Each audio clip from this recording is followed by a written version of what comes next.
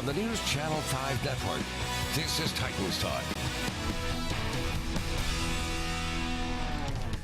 Hey there, and welcome into Titans Talk. Steve Lehman here with you. Glad you are here with us on this first Monday night of 2016 as we wrap up the 2015 Titans football season. It came to an end yesterday in Indianapolis, a 30-24 loss.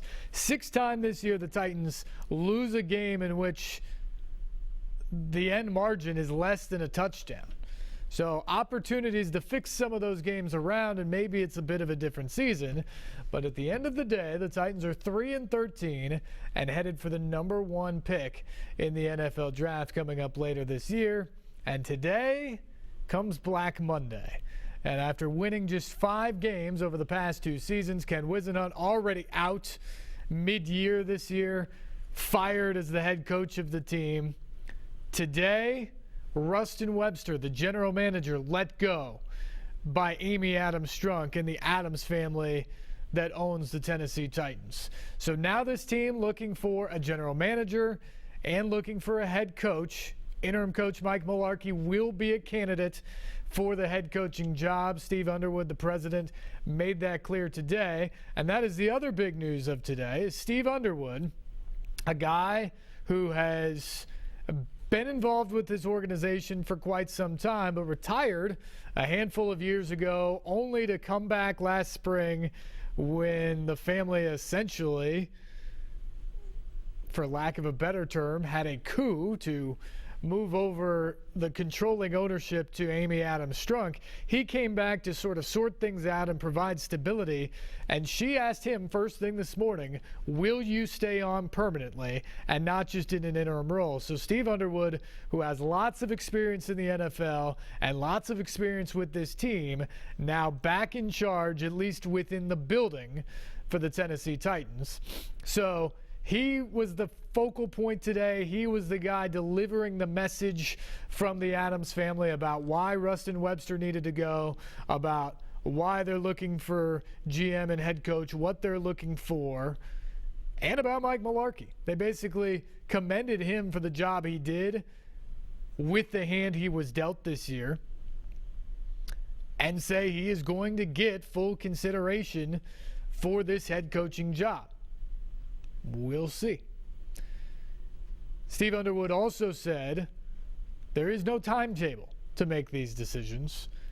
It will happen as fast as it needs to.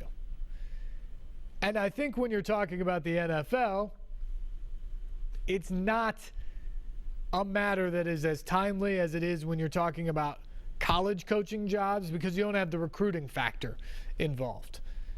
The big thing is get it right. But I also think when you're talking about dealing with a team that has the number one pick in the draft, you're looking for a general manager and a head coach right now. Coming up in just a few weeks, you've got the Shrine Game and the Senior Bowl and all of that stuff that you want a staff and you want a direction in place to prepare for that. So these hires have to come sooner rather than later. Want to open up the phone lines tonight. 737-7767 is our number. Opportunity for you now. What do you think about what you heard today? Rustin Webster out. Good or bad decision? Titans obviously looking for a head coach. They say they'll entertain the idea of Mike Mularkey. You like that or no? He seems to have some support within the locker room. What about the general public after going just 2-7 as the interim coach? And also just what about the way things were handled today and the message you heard, if you heard the message from Steve Underwood? How did it rub you? Did it make you feel like this organization has a plan and has their ducks in a row on this thing? And while it's a bad situation that they're in, the team has lost too much over the last several years, they finally have a plan together and a quarterback to start moving forward towards the other way and success? Or did they leave some stones unturned for you today that make you feel concerned even more about the direction of this franchise. 737-7767 is the number. We would love to hear from you tonight. I will also give you my thoughts on some of those things. May even hear from some Titans players and possibly some from Steve Underwood as well tonight here on the program. Let's begin, though, with Phillip. Phillip, good evening and Happy New Year. Happy New Year. Here's my thoughts. I'm not saying Marcus Mariota as a human being, as an NFL quarterback, is a bust, but the pick was a bust. The pick was a bust. He will be destroyed playing for this franchise that is the most dysfunctional, clueless franchise in the history of all sports. I have never in my life seen such pathetic, I can't even, you got to be kidding me. Paul Kaharski asked a great question today to this Steve Underwood character, which, by the way, looks like he should be leading a circus somewhere. He's a multimillionaire. Can you not afford a trimmer for that mustache goatee thing you got going on? He's the president of this franchise looking like that. That was despicable. But anyway, Paul Kaharski talked to him and basically expressed to him that Nashville wants to meet, see, and hear from ownership. And he treated Paul Kaharski like he was an idiot for asking the question and left it with this comment of, well, I'll make sure that she knows you feel that way. Paul Kaharski wasn't telling him that Paul Kaharski wants that.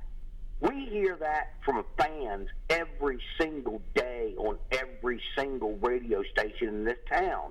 And that tells me that the ownership is absolutely clueless to what the people in Nashville, Tennessee want, what the people in Nashville, Tennessee deserve. And it's just an abomination. This is absolutely crap. This ownership is pathetic. Not for sale. I wish they would sell it because they don't deserve it. They do not deserve an NFL franchise. All right, Phillip, we appreciate the call. And look, I think you hit on something there. If there's one complaint that I have from the way Steve Underwood handled himself today, and I think for the most part, he talked up there answering questions for close to 45 minutes. And I think, by and large, he seemed prepared. He seemed like he had a plan. He seemed like he had done research and thought this out and clearly had talked to ownership and had their message down pat. I commend him for that. But if there was a time when I thought that wasn't a very good answer, and that strikes me as tone deaf to what the fans want to hear, it was that one. Paul Kaharski did ask a very good question, because it is something that we hear on this program or talk radio or wherever, just conversation in Nashville right now. Fans have the opinion that this ownership group, ever since Bud Adams, and maybe even back to Bud Adams because he lived in Houston, but certainly ever since he has passed, that the descendants are aloof and out of touch with what Middle Tennessee and Nashville want and see in this team. That they're just down in Houston cashing the checks and don't really hear or care what the fans in Tennessee are talking about. This was not a good look today. Because here's the thing. I've talked to several people around that organization about Amy Adams-Strunk. She has been very involved since taking over this team last March. She is involved in conversations daily. This is what she does when she wakes up in the morning throughout the day, is own this team. And she wants to, and she wants to be good at it. So I think the narrative that the ownership just doesn't care isn't correct. I think they care, and I think they are deeply hurt that their team, frankly, right now is the worst in the NFL. But she also is trying to do all that while keeping a low profile. And look, everybody's got reasons for doing that. You know, maybe she doesn't want to be a star. She doesn't want to be Jerry Jones, where people recognize her everywhere she goes. If she comes to Nashville right now, she has some level of anonymity because of the low profile she keeps. I think she wants to keep it that way. But there comes a point when your organization is going through turmoil, and this one is. It's 7 years since a playoff berth. You're now on to your, well, including Malarkey, fourth coach in 3 seasons and 5 and 5 or whatever it is. That's a mess, and it's got to be answered for. And yes, I think Steve Underwood is the right person to be atop here and be kind of the CEO over the whole thing. But at some point, you want to hear from the family. You want to hear from the people who have the real stake and the real skin in this thing. And that's Amy Adams Strunk. And as much as she's been involved, and look, for people who want to say she didn't care, when things really started to reach a crescendo this fall after the game in Houston, and I heard people say, my biggest fear is, as bad as it's gotten, is the ownership won't hear us and they won't act. Well, what did she do? On Tuesday morning of that week, she acted, and she fired Ken Whisenhunt, put in Mike Malarkey, and said, look, don't get our prize quarterback killed, and try to make some improvements before the end of the year. And we saw some of that, even though we only saw 2 more wins. I think she heard you, and I think she made a move. But she's not hearing the fact that people want to hear from her. And today, that was posed to her right-hand guy in Steve Underwood, and he brushed his off as if it didn't matter. And I think that was a bad look. Maybe the only thing that was a bad look during this press conference, but I thought that was a bad look today. And at some point, maybe just the actions will speak for this ownership group, and maybe will speak for the franchise. Just continue to be involved, continue to write the checks. I mean, think about it. They sent Ken Whisenhunt packing, owing him more than $15 million today, or this year. $15 million to not do anything, to just walk away. That shows some level of commitment that they want to get this thing right. The actions to continue doing that, yes, that will mean a lot. But I do think at some point, someone from the family has to step up and give people the feeling that they want to be a part of us, that they want to be a part of this team here, and that they can officially put those for sale rumors to rest. Steve Underwood again today said, look, this team is not for sale. It has never been for sale. That has continually been the line from people at St. Thomas Sports Park. Yet we continue to hear rumors locally and certainly at the national scale that the Tennessee Titans will be up for sale before long.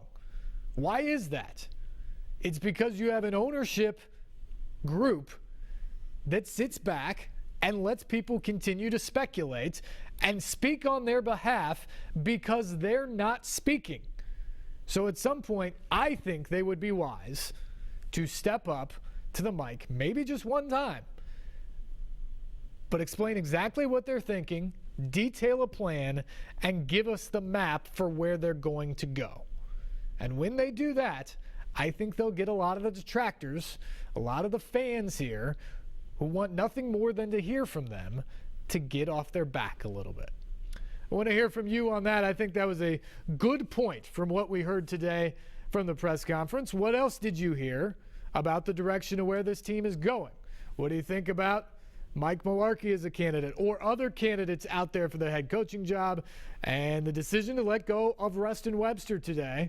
Heck, throw in the decision to keep Steve Underwood full-time, permanent basis as the team president. 737-7767 is our number. More of your phone calls right after this break here on Titans Talk.